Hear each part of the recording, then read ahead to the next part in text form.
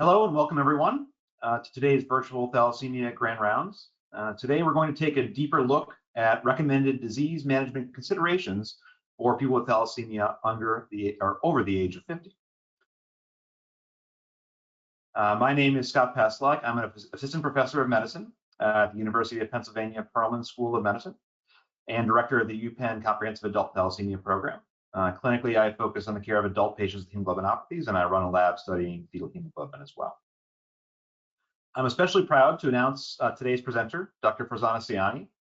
Dr. Sayani is medical director of the Red Blood Cell Disorders Program at University Health Network in Toronto, Canada, and has served as a phenomenal clinical mentor to me for many years during my fellowship at Penn and as a junior faculty member here at Penn as well. Before we begin, I'd like to remind everyone that all audio will remain muted throughout the presentation. At the end of the presentation, there's going to be time for questions. To submit a written question, please use the question areas of the toolbar, and we'll respond to as many questions as time allows. Today's rounds will last about 1 hour, and note these rounds will be recorded and made available for future access. For today's webinar, we'll cover the following learning objectives, including complications frequently associated with transfusion-dependent thalassemia in older individuals, complications frequently associated with non-transfusion-dependent thalassemia in older individuals, and recommended monitoring and treatment plan for thalassemia in individuals over the age of 50. Before Dr. Sayani begins her presentation, let's take a look at a case study that illustrates several concepts in thalassemia management for patients older than 50. Please keep this case study in mind, and we'll discuss it later in the hour. So this is a 55-year-old gentleman with a history of transfusion-dependent thalassemia, beta thal major, presenting for his yearly comprehensive adult thalassemia return visit. As far as his thalassemia profile, he was diagnosed with beta thalassemia major at birth, but really was kind of suboptimally transfused in childhood before he presented to our center with a hemoglobin target of only 8 grams per deciliter. He transitioned to the pediatric thalassemia program in late adolescence, and his transfusion threshold was increased to a target hemoglobin between 9.5 and 10 grams per deciliter, receiving 2 units of packed red blood cells every 3 weeks. As far as complications with thalassemia related to endocrinopathies, he has a history of osteoporosis with lumbar compression fracture at age 30, as well as a hip fracture at age 45, now status post total hip replacement. With a DEXA scan in 2016, showed a Z-score of -3.9, and currently on zoledronic acid treatment. History of diabetes that was diagnosed at age 40, currently on semaglutide and metformin. And a history of hypogonadism, receiving weekly testosterone injections. From a cardiac perspective, he also has a history of atrial fibrillation, a flutter on long-term anticoagulation, and is intermittently symptomatic from this. Immune function, he had a history of splenectomy at age 21. And from an iron overload perspective, he started chelation with deferoxamine at age 18 and changed to deferasirox at age 30. Overall, he's been really had good adherence and done well with deferasirox, with a target ferritin in the 400 to 600 nanograms per milliliter range, and liver iron concentration ranging between 2 to 6 milligrams of iron per gram dry liver weight, and no cardiac iron with a T2 star in the greater than 25 to 30 millisecond range. However, despite this, he developed liver cirrhosis that progressed to hepatocellular carcinoma at the age of 48. So as we hear the presentation from Dr. Sayani, I want you to think about the next steps in overall management and considerations for patients with thalassemia over the age of 50, and we'll return to this case at the end of Dr. Sayani's lecture. All right, so Dr. Sayani, welcome, and let's begin.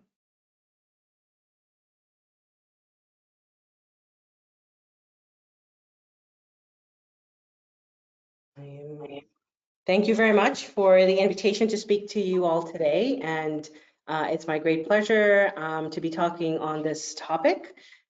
We will get started. I'm just making sure I can, there we go, nope, wrong way. So today we're talking about complications as thalassemia patients are getting older.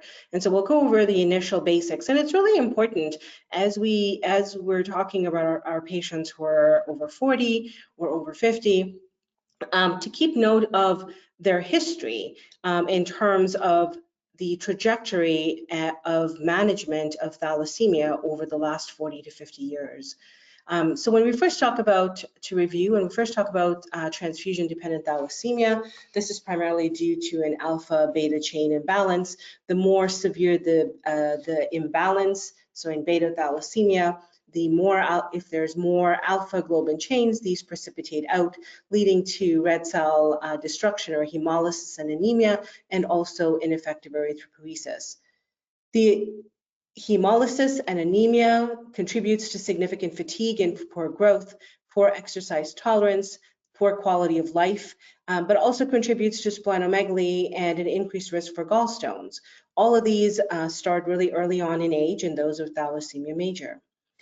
The hemolysis also contributes to vascular disease in a hypercoagulable state, putting such patients at increased risk for pulmonary hypertension, thrombotic events, silent cerebral infarcts, and leg ulcers. The other main driver of pathology in thalassemia is ineffective erythropoiesis. This leads to significant extramedullary hematopoiesis, resulting in hepatosplenomegaly, and also the formation of paraspinal masses, which could cause cord compression, for example, if it was involved in the spine. The increased ineffective erythropoiesis also drives bone marrow expansion, and this results in skull changes, low bone mineral density, and an increased risk for fractures. And again, this starts early on. And so how do we prevent these complications? The standard of care is regular red cell transfusions to a target pre-transfusion hemoglobin greater than 9.5 grams per deciliter. But transfusions come with complications, including an increased risk for alloimmunization and infections, but very significant iron overload, which can affect the liver, the heart, and also contribute to significant endocrinopathies, and therefore the need for ion chelation therapy to preserve liver function, to reduce the risk of cardiac death, and also to prevent the onset of endocrine disorders. When we classify thalassemia, one way when we're looking at genotype, we'll focus on beta thalassemia, and an individual may have beta thal trait, beta thal intermedia, and then at the other extreme, beta thal major. Those with beta thal trait generally are asymptomatic and don't need transfusions, whereas those at the under end of the spectrum with beta thal major require regular transfusions for survival and usually starting transfusions within the first year of life. In that intermediate category or that middle category, again, the phenotype may be variable, and patients may not require any transfusions and maybe only occasionally, or as they get older, as the hemoglobin drops, their complications may increase such that they require regular transfusions for symptom management. And so from a transfusion-based categorization, we now then can have non-transfusion dependent thalassemia and then transfusion-dependent thalassemia. And it's really important to, when we look at our patients who are 40 or 50 or even older, the trajectory and and the severity of their clinical phenotype starting from a young age is key to note, because that will also predict the onset and also the severity of various complications that as adult providers we would need to look out for.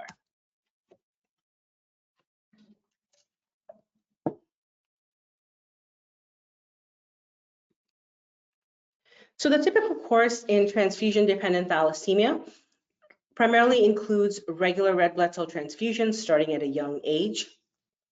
And the initial start of ion chelation therapy, usually after 20 units of blood or when the serum ferritin is over 1,000. And these young individuals in the first decade of life are monitored with a liver MRI starting at age 2, and then chelator-associated monitoring for toxicity. And the main complication in the first decade is generally delayed growth, and management is optimized to allow for normal growth and development and meeting growth curve milestones. During the second decade, the transfusion requirements usually increase, such that on average patients are getting 2 to 3 units every 2 to 5 weeks, and there's an ongoing need for adherence and stressing the importance of chelation adherence to prevent long-term complications of iron overload. Again, where there's a liver and cardiac iron monitoring and chelator-associated monitoring as well. In the second decade is when we really begin to see complications of iron overload, including delayed puberty, the onset of diabetes, other endocrinopathies, and also, if not properly managed, the onset of heart failure.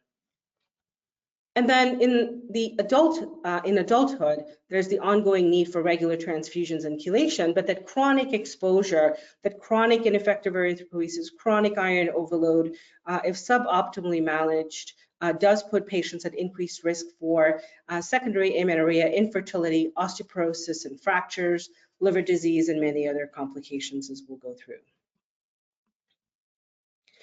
Now, over the years, the life expectancy of individuals with beta thalassemia major has dramatically improved. If we look at our patients who are 50 years now or over 50, they were born in the probably late 60s and in the 70s. And at that time, their parents were, most often they tell us, their parents were told that they were unlikely to make it to their 18th birthday, because publications back in 1964 show that there was only a 37%, only 37% of individuals with beta thalassemia major were alive at 16 years of age. So these individuals who are 50 years old now were told, or their parents were told, that they would likely never make it to their 18th birthday. But through advances in care, we can see a continued improvement in survival, such that a publication in 2011 looked at their cohort of patients, and 89% were alive at age 40 years. And with ongoing improvements in management, we hope to aim for a normal lifespan for an individual with beta thalassemia major. The improved survival in thalassemia is due to several factors over the years, including improved safety of the blood supply, reduced incidence of alloimmunization, the use of and availability of effective oral iron chelation, improved monitoring of iron overload by MRI for individualized treatment, and also improved outcomes for stem cell transplantation, overall resulting in increased survival. So I think it's important to go over the advances in care in beta thalassemia major or transfusion-dependent thalassemia. It was only in the 1960s when the severe anemia and subsequent sequelae were identified, and the importance of transfusions was introduced. However, with those transfusions came the iron overload, and this is when the data at the time was that in individuals who only receive blood transfusions, they will develop iron overload, and without chelation will develop liver fibrosis by 5 years of age and are likely to develop heart failure and death by age 12 to 15 or so. And so this is the age range. This is what was happening at the time when our patients who are now in their 50s were young. And so it's important to keep that in mind. They were receiving, many of them would have been receiving transfusions early on, and there would have been no chelation, because chelation with deferoxamine didn't get introduced until the late 70s or early 80s. But chelation is, with deferoxamine is a nuisance. And we all know that with increasing, with poor adherence, there's an increased risk of complications, including cardiac death. And bone marrow transplant came along in the 80s and 90s with improvements in practices. But again, a bone marrow transplant is not for everybody. Its best outcomes in thalassemia are when it's done with an allosib matched donor under the age of 14. And so with deferoxamine as the only chelator, we had a whole group of patients with poor adherence with significant liver and cardiac iron overload, where in this graph by Merdell, you can see that death due to iron overload, especially cardiac iron overload, was very common. Cardiac iron overload was the leading cause of death in patients with thalassemia until after 2000. And that was the introduction of non-invasive liver and especially cardiac iron monitoring and the availability of oral chelators, including deferoxamine, and then later on in North America, deferoprone. And it's this that has significantly improved the clinical outcomes.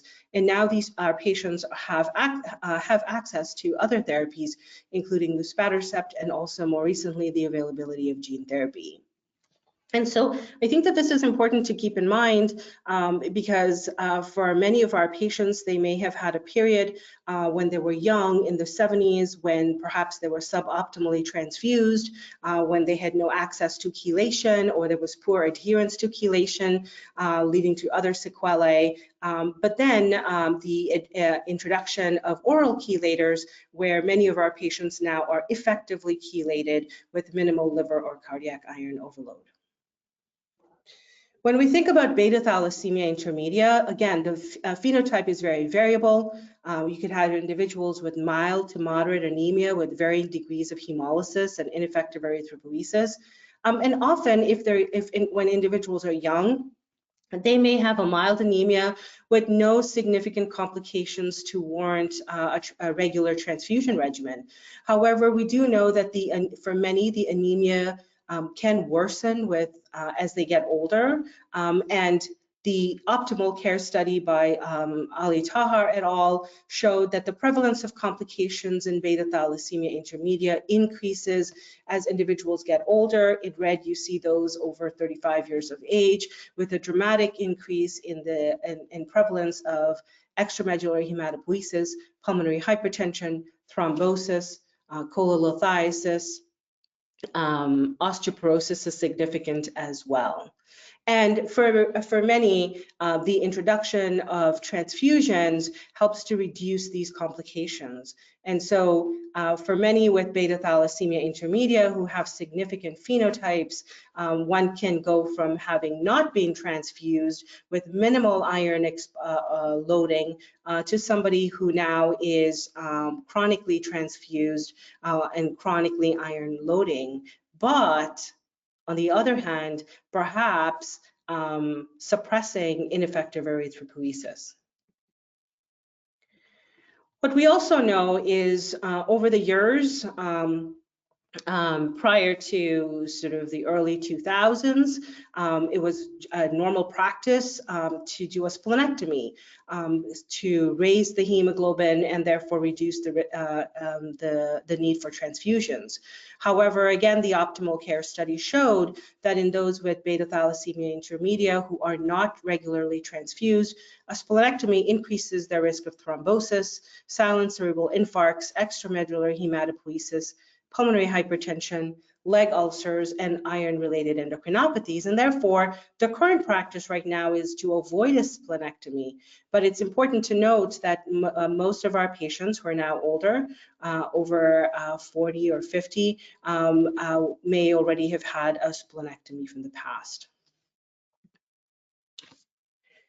And so overall, when we look at the course of complications in those with beta thalassemia major starting transfusions early, compared to those with thal intermedia who were not on transfusions and then started transfusions, there's some differences.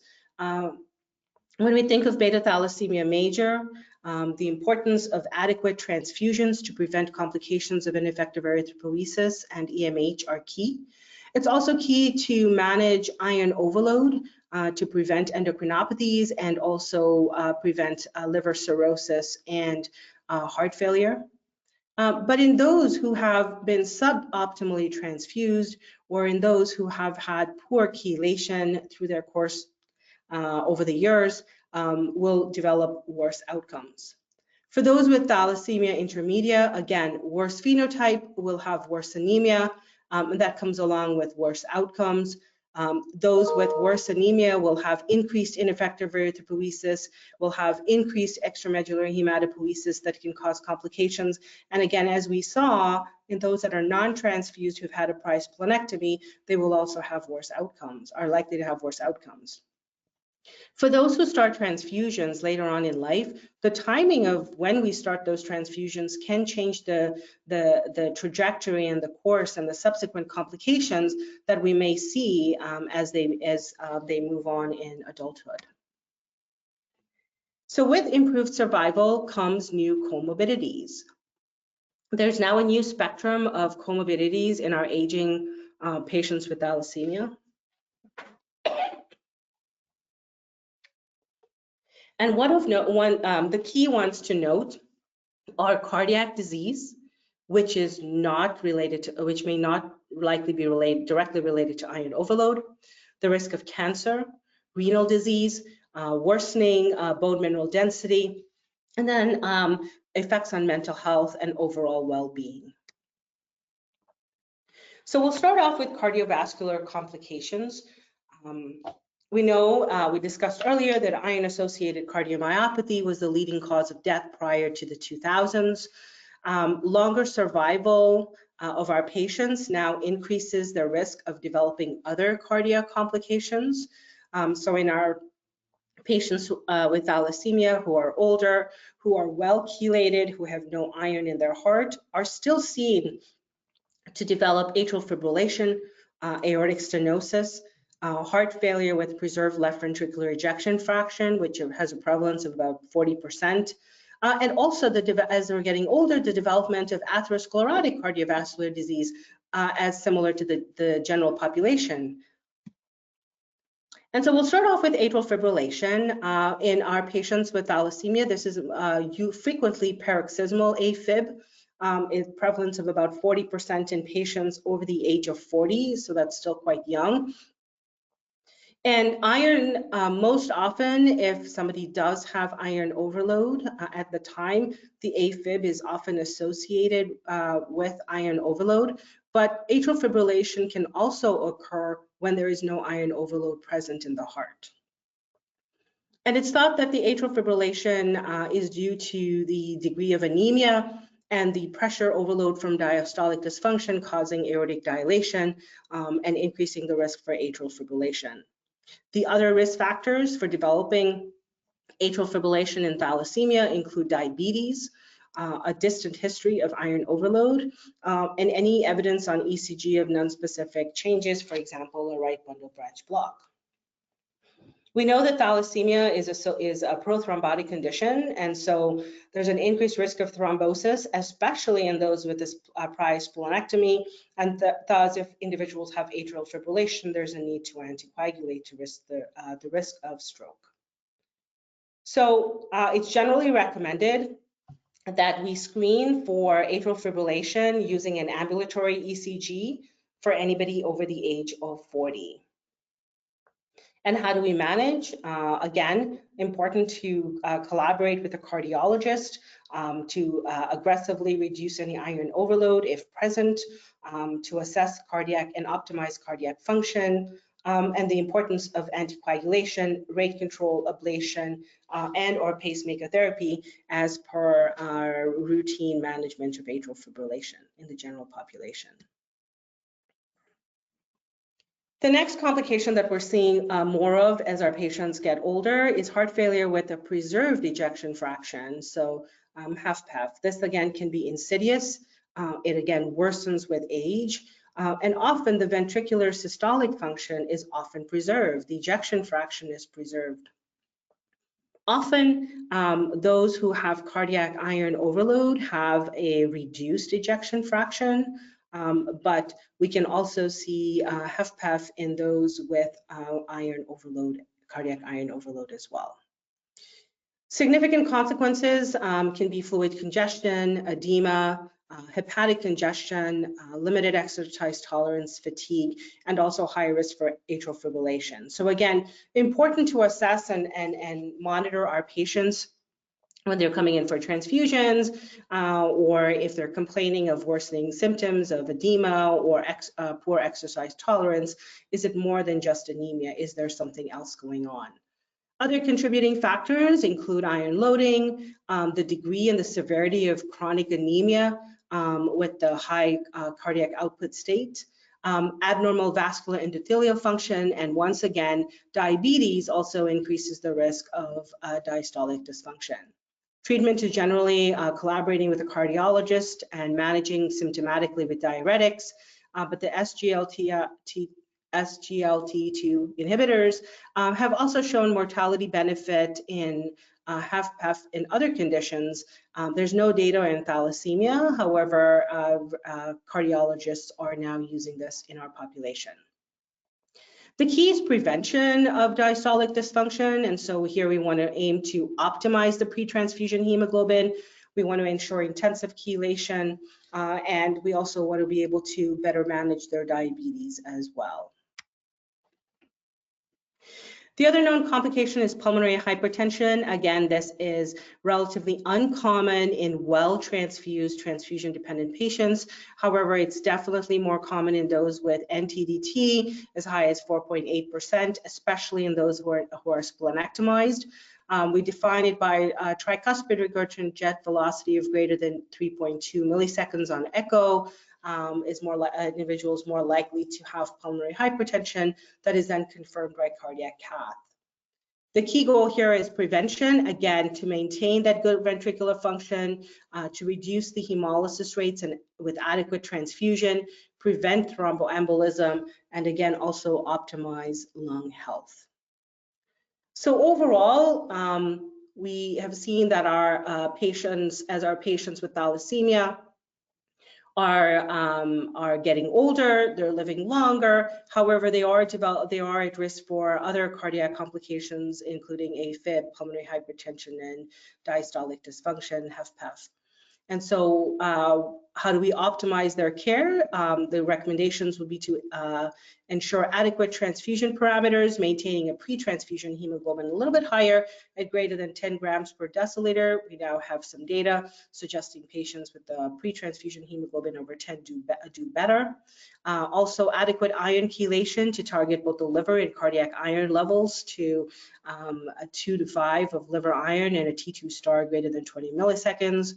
And we want to screen and manage endocrinopathies, especially diabetes, since we saw the association is a risk factor. And we want to reduce the risk factors for atherosclerotic heart disease, so diabetes, high blood pressure, hyperlipidemia. And the recommendation currently is to consider an annual ECG for those over 40 and consider regular monitoring for cardiac function and pulmonary hypertension. And we also want to encourage our patients to exercise, to monitor their weight, and the role of good nutrition is key. The other complication that we are seeing as our patients with thalassemia are getting older is malignancies. And the question comes up, does thalassemia increase the risk for cancer or any particular type of cancers? And there's limited fragmented data. A lot of it is based on a few national registries, some case reports, there's some case series, and the data can be quite contradictory due to various other factors, the size of the limitations of the study design. The prevalence of malignancy in beta thal major is estimated about 3.6%, but that probably is an underestimate. We talked about there being conflicting data. So in general, beta thal major is associated with an increased risk of cancer compared to the general population. But is this all cancers or are there certain types of cancers? So a large Taiwan cohort showed that thalassemia, those with thalassemia had a 1.47-fold increased risk of any malignancy. A large Italian cohort, multi-center study of more than 4,600 patients with hemoglobinopathies, the majority of them having transfusion-dependent thalassemia, saw that all cancers other than hepatocellular carcinoma are not more frequent in hemoglobinopathies compared to the general population. So we'll talk about that in a bit more detail. The types of cancers that we see in individuals with thalassemia, so for solid malignancies, hepatocellular carcinoma, thyroid, breast, renal cell carcinoma, and prostate, amongst others, and then the whole range of hematological malignancies. And so I'm going to spend some time reviewing the 4,631 patients that were presented from 8 Italian centers, where the median age of diagnosis of a malignancy was 45.7 years. And on the picture on the right, you can see that the liver cancer was the most common cancer seen in that population, followed by thyroid, kidney, and breast. In their cohort of 4,600 patients, 122 had transfusion-dependent thalassemia, 39 were non-transfusion, and then they had a small cohort of sickle cell and hemoglobin H. So primarily TDT, where HCC is the most common cancer. And in this Italian multi-center study, it was interesting because what they showed was that there was an increasing incidence of all cancers after 2000. So you see the gray are all cancers with HCC excluded, and the red is only HCC. So there was an increase in incidence of all cancers after 2000, but at some point, the other cancers continue to increase, but the HCC sort of plateaus or stabilizes out. Is that due to perhaps the antiretroviral therapy for Hep C and better chelation? When they looked at age-adjusted incidence rates of cancers, these were not significantly different from the general population, but the age-adjusted incidence rate of hepatocellular carcinoma was 9-fold higher in those with hemoglobinopathies. And of those hemoglobinopathies, those with transfusion-dependent thalassemia had the highest incidence for hepatocellular carcinoma, as high as 445 cases per 100,000 person years. The mortality from cancer was similar to the general population for all other cancers except for HCC. And so hepatocellular carcinoma is a concern in our aging population. There's a higher incidence in thalassemia compared to the general population. It's also more common in transfusion dependent compared to the non-transfusion dependent patients. And there are various risk factors, including the history of iron overload and also hepatitis C infection. When we think of hepatitis C infection, if the hepatitis C is treated and there's a sustained virological response, that protects against HCC. But it's also important to know that HCC is still possible in patients with good virological response for HCV, and more likely is going to be seen in those who have developed cirrhosis.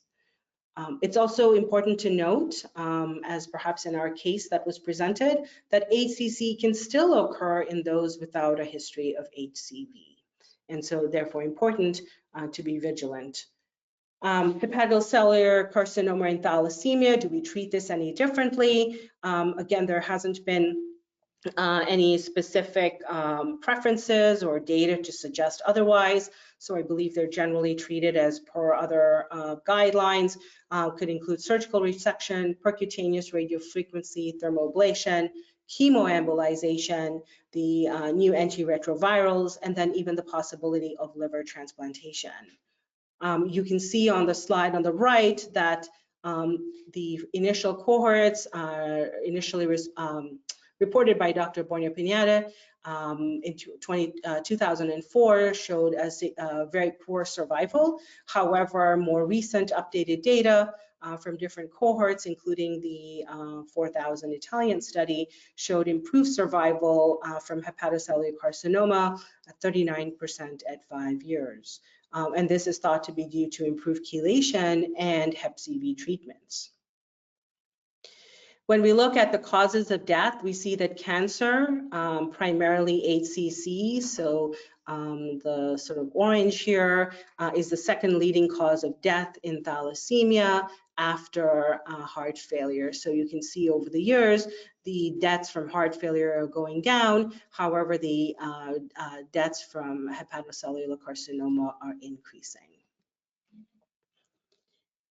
And so how do we reduce the risk for developing hepatocellular carcinoma? The goals are to prevent iron overload, to optimize iron overload, aiming for a liver iron content of 2 to 5 milligrams per gram dry weight, prevention and treatment of the underlying Hep B and Hep C, and then to reduce other hepatotoxic risk factors.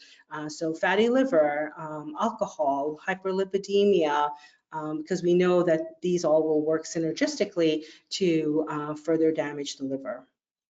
The key here is early diagnosis. So increasing awareness of the risk of HCC amongst both patients and amongst providers is key. And there's been various screening guidelines that have been suggested, key being an abdominal ultrasound every 6 months in those with any of the following. So if somebody has cirrhosis, if they have a history of or current Hep C or hepatitis B infection, if there's a history of or current iron overload, with an LIC greater than 7 in TDT or greater than 5 in NTDT, and in those over 45 years of age.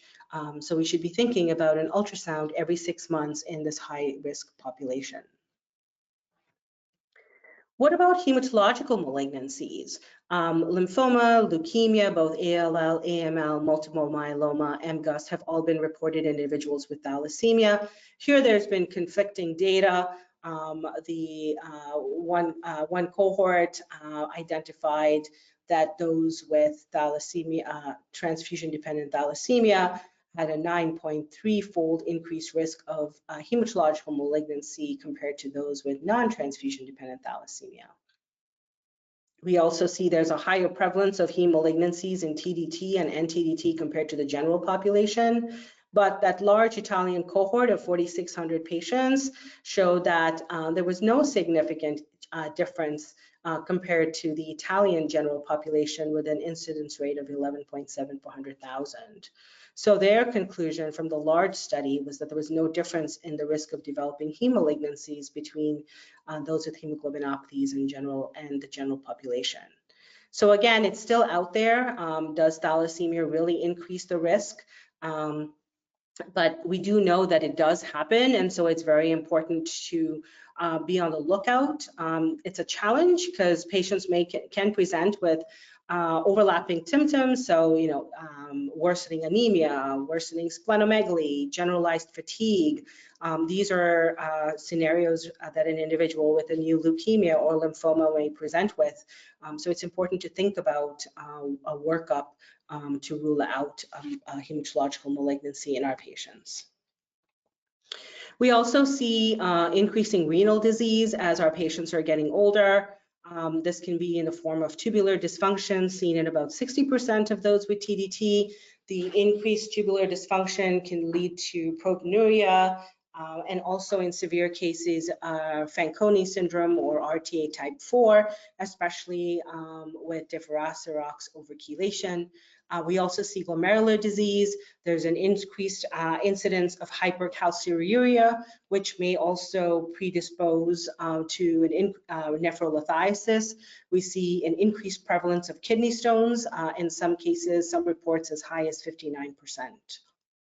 The key here for renal disease is to monitor for renal disease and thalassemia, especially in individuals on chelation therapy, to avoid overchelation, and then to manage other risk factors for worsening kidney disease, including diabetes and hypertension.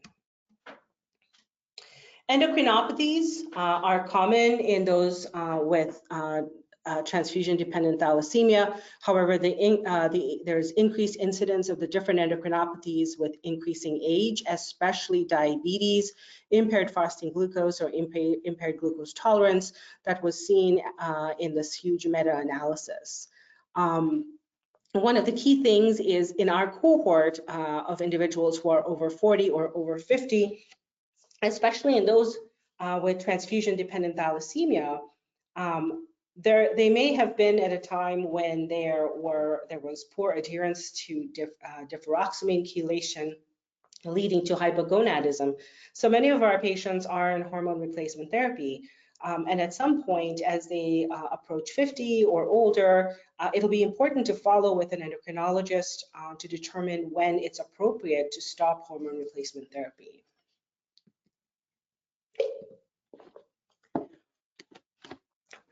I want to focus a little bit on bone health. Thalassemia, especially those with non-transfusion dependent thalassemia, the risk of decreased bone mineral density is significantly high. So osteoporosis is 66%, osteopenia seen in 16%. If we look at the lifetime fracture risk for adults, those with TDT, it's about 55, but definitely individuals with NTDT have a higher lifetime fracture risk of about 71%. And if we look here on the right, so again, this is very applicable to our patients who are now in their 40s and 50s. Here it shows the approximate timeline of the occurrence of complications that are relevant for bone disease if thalassemia care is suboptimal. So very early on in the first few years of life, we see that bone marrow expansion, that's going to affect bone health. Iron overload and iron chelation really early on will affect bone health. And then nutritional deficiencies, vitamin C, vitamin D, and iron-associated endocrinopathies all start at a very young age, which all then contribute to overall decreased bone mineral density. And so in our patients, again, in their 40s or 50s who had suboptimal chelation early on due to limited options are going to be, may be at higher risk for developing osteoporosis and fracture risk, as I think we saw also in our patient. And so the key here is prevention and optimization by adequate transfusions to suppress that ineffective erythropoiesis and bone marrow expansion, aggressive chelation, correcting those endocrinopathies, managing hypogonadotropic hypogonadism with hormone replacement therapy to help bone development, vitamin D supplementation, correcting vitamin C deficiency, things like weight-bearing exercises, nutrition, and also close monitoring and collaboration with an osteoporosis clinic and assessment for direct treatment modalities for osteoporosis. One of the common complications that we see more commonly as individuals get older is pain. Reports about 37% of patients complain of having some type of pain in the last 7 days, and about 64% having some type of pain in the last 4 weeks. Pain increases with age. Those over 35 years of age report moderate to severe pain, and that pain severity also increases with age, and it starts to affect their quality of life and their day-to-day functions. Often, those individuals with one or more sites of pain also report more severe depression and anxiety. Chronic pain is more common in those who started transfusions later on in life and in those with thalassemia intermedia, and this could either be due to the increased ineffective erythropoiesis and also the decreased bone mineral density with microfractures as well. It is important to note that there are several causes of pain. These may not necessarily all be related to thalassemia, so it's really important to thoroughly evaluate a patient who presents with pain and may bone pain and may complain of some changing characteristics or features. Cerebrovascular events are seen in those with thalassemia, which is a hypercoagulable state. We see reports of ischemic stroke, TIA, and silent cerebral infarct in individuals with thalassemia. Again, the cerebral involvement is usually associated, we see it more with increasing age, in those who've been splenectomized, in those who have a high platelet count. They also reported those who were transfusion naive, and then other risk factors for CVA, including diabetes, hyperlipidemia. As I mentioned earlier, TDT also has, as individuals get older, there's significant effects on their quality of life. So in health-related quality of life scores, we see a significant depression, anxiety, increased suicidal risk as well, and also reports of cognitive impairment or thalassemia fog, quote unquote. I found this interesting article on mental health where they asked the question about dementia. And this was a Taiwan nationwide population-based database using a thalassemia diagnostic code in their cohort, in a large cohort of several thousand patients. And their overall risk of dementia in those with thalassemia was 1.9 times higher than the general population. There were several limitations here in that we didn't get details of the severity of the thalassemia, but those who had received a transfusion at any time had a 2.7-fold higher risk of dementia compared to the general population. They had various risk factors for the dementia, and it was again seen in more than 65 years of age. I think this is interesting, and it'll need further study and more clarification.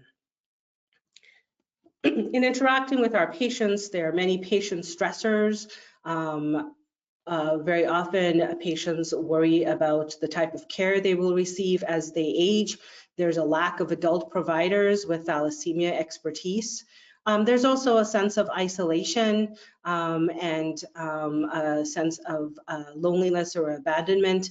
And this is where opportunities like the Cooley's Anemia Foundation patient support groups can be very helpful for patients to connect with others who have thalassemia. There are many patients with NTDT, for example, who have never known anybody with thalassemia, but once they start transfusions, being part of a support group can be helpful. Patients also have questions about the care and drug coverage or access to transfusions and drug coverage as they begin to think about changing careers or going part-time or even retiring. And that can be quite stressful. What will aging look like for them? What other problems will they develop? Remember that most of these individuals were told they would never make it past their 18th birthday, and through hard work, dedication, taking care of themselves, and advances, they are now where they are, and many of them are thriving. But there's still always the question of what other problems will they develop. And so it's important, again, just as we talk about pediatric to adult transition, the importance of a comprehensive multidisciplinary care team, it's still, I would stress that again, as our patients live longer in the adult healthcare system, we need to really invest in multidisciplinary care for adults by experienced providers, but with allied health members who are approaching our patients from a lens of an older individual, an individual with chronic disease who still wants to thrive and still wants to do their best and lead a good quality of life. So to summarize, in my last slide here, the overall, what should we do?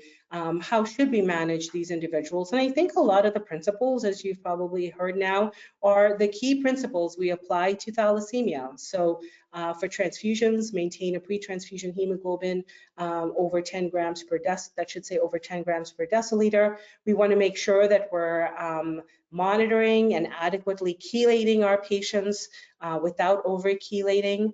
And we want to screen for not only the usual endocrinopathies that we think of, but also thalassemia complications of getting older, including screening for hepatocellular carcinoma and also cardiac complications, including AFib and HFpEF, and the importance of a multidisciplinary thalassemia care.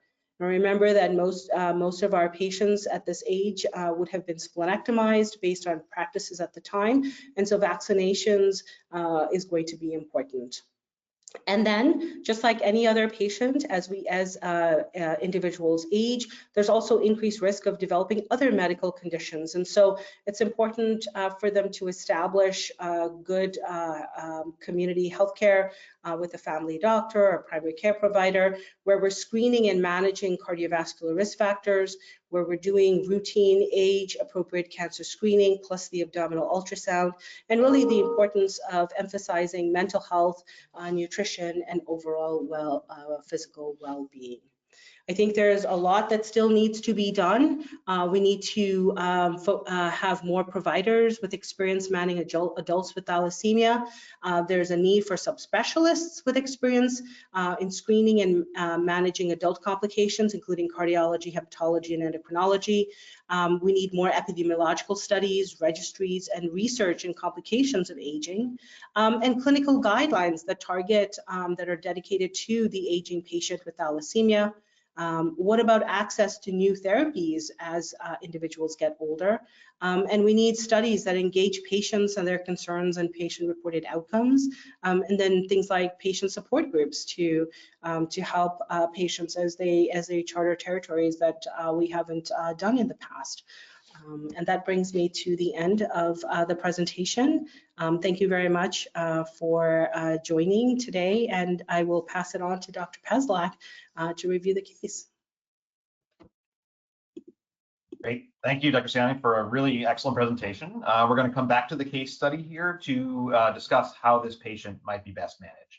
So if you recall, this is a 55-year-old gentleman with transfusion-dependent thalassemia, iron overload complicated by hepatic cirrhosis, progressed hepatocellular carcinoma, AFib, flutter on chronic anticoagulation, osteoporosis, diabetes, and hypogonadism, presenting for his yearly comprehensive adult thalassemia return visit. And so for his HCC follow-up, very pleased to say he did receive a liver transplant at age 49. Subsequently has had really excellent liver function with no evidence of rejection, and he's been maintained on tacrolimus and prednisone immunosuppression. From a thalassemia perspective, he is doing really well in maintaining excellent pre-transfusion hemoglobin levels of greater than 10 grams per deciliter, as Dr. Siani mentioned, based on recent published data in blood from this past year, shows that greater than 9.5 to 10 grams per deciliter can be really beneficial in many patients, including this one. And his liver iron concentration is in the 2 to 3.5 range. We are targeting a lower level of normal, lower end of normal, given his history of liver transplant. And he's on deferoxarox 14 mg per kg per day, which is our usual maintenance dose. His improved bone mineral density score on DEXA scan went negative 2.9, status post getting zoledronic acid, and he's on calcium, vitamin D, and follows with our endocrinopathy specialist at Penn. And he is status post a cardioversion with no current AFib flutter, and he is maintained on long-term warfarin therapy. So doing really well, and I think highlights a lot of the complications that can be seen in older patients with thalassemia, but also many of the management strategies that we use for older patients. All right, so now we're going to begin our question and answer session. We only have about five to 7 minutes or so, but I have a few questions on the Q&A tab. If there are other folks that would like to ask questions, please type them in. I'll ask a couple if not, but we'll answer as many as time allows. So we had one question, Dr. Siani, that was asked, was kind of following up with vaccinations. Are there any specific vaccinations outside the general population that you might consider in patients with thalassemia? So the so for individuals who are asplenic or have had a splenectomy, the general recommendations are to ensure they have the protection against 3 key organisms. So pneumococcus, meningococcus, and Haemophilus influenza. And so starting at a young age, we would recommend those vaccinations in those who are splenectomized, and then booster protocols thereafter. Great. And how about in non-splenectomized patients? Do you manage patients any differently than the general population? For non-splenectomized patients, I generally do not provide these vaccinations. The pneumococcal vaccinations, they have a lower age group, so if they qualify based on general recommendations, I'll proceed with that.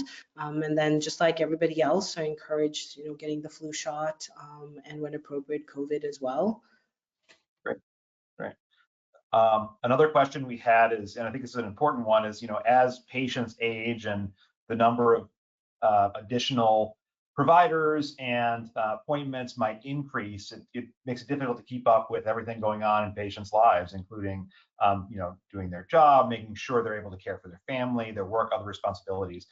So I guess this is a very broad question, but how do you kind of recommend, both at a patient level and maybe also at a center level, how that process could be streamlined in a way that allows patients to really live and thrive with thalassemia, but also make sure they get the care they need? Yeah, that's a really tough one, right? Like our patients are thriving, they're trying to do all the work and have jobs and balance everything else in life. And I think so several things I can think of. One is for those who is trying to streamline appointments. So when patients are coming in for their monthly transfusion, for example, is co-scheduling a clinic visit, for example, so that this way they don't have to come for their 3-month follow-up visit on a different day. Perhaps scheduling other subspecialty visits on that transfusion day when they're already at the site, assuming they're at the same site, or any other investigations. I think there's also the role for telemedicine. Could we do some of these visits intermittently or every other visit as a telemedicine, as a virtual visit? And so that's something that I think would be important to advocate as well.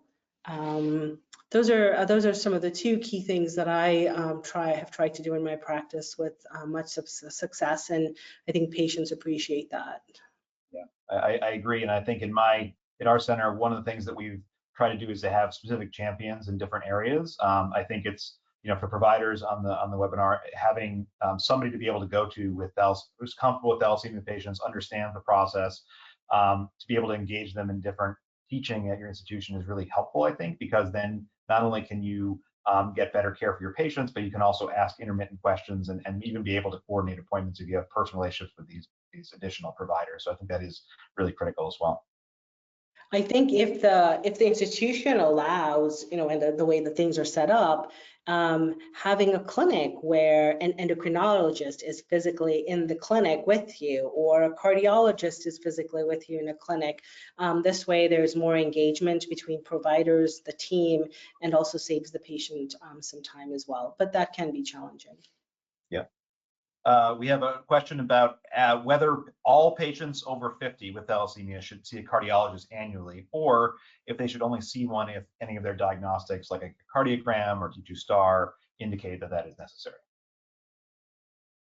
I think that's a very interesting question, and something I don't think we is standard. I do think that in individual, even though, so there's the importance of getting a baseline ECG, getting the echocardiogram, but I do think that in those individuals who've had long exposure to iron, who've had prior cardiac iron, even though we may not have cardiac iron now, I do think it's important to at least see a cardiologist once to get properly assessed. Not just a simple bedside ECG, but a Holter monitor type test, and also then to fully evaluate cardiac function. I don't think it's a bad idea to see a cardiologist if you haven't seen one in many years.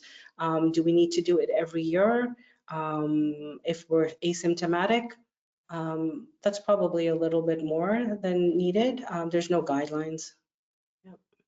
And we have one comment that having a psychologist in the practice would be really great, but it's hard to do things on the same day of the transfusion because patients are very tired. That's very reasonable, I think. One last question, and then I think we should wrap up, is for HCC screening, what do you think about AFP, alpha-fetoprotein blood tests in combination or instead of ultrasound? Yeah, so I've seen just as a test on its own, I think it has a low sensitivity specificity, and I think that in those who are high risk, we still generally recommend an ultrasound. There's some guidelines that don't even rely on alpha-fetoprotein, that solely rely on the ultrasound. But I do think that I wouldn't do it just alone. I would do it in combination with the ultrasound. Got it. Sounds good. All right. Well, we're both really delighted to have this opportunity to provide information on a topic that's really important to both of us and to also to all our patients living with thalassemia. I want to thank each of you for joining us today, as well as Dr. Seneca's excellent presentation. If you have additional questions, we have the email here for Craig Butler at Cooley's Anemia Foundation, cbutler@thalassemia.org. This presentation will be archived and it'll be available on the Cooley Anemia Foundation website soon. Thanks very much for joining us and have a great rest of the day. Thank you very much.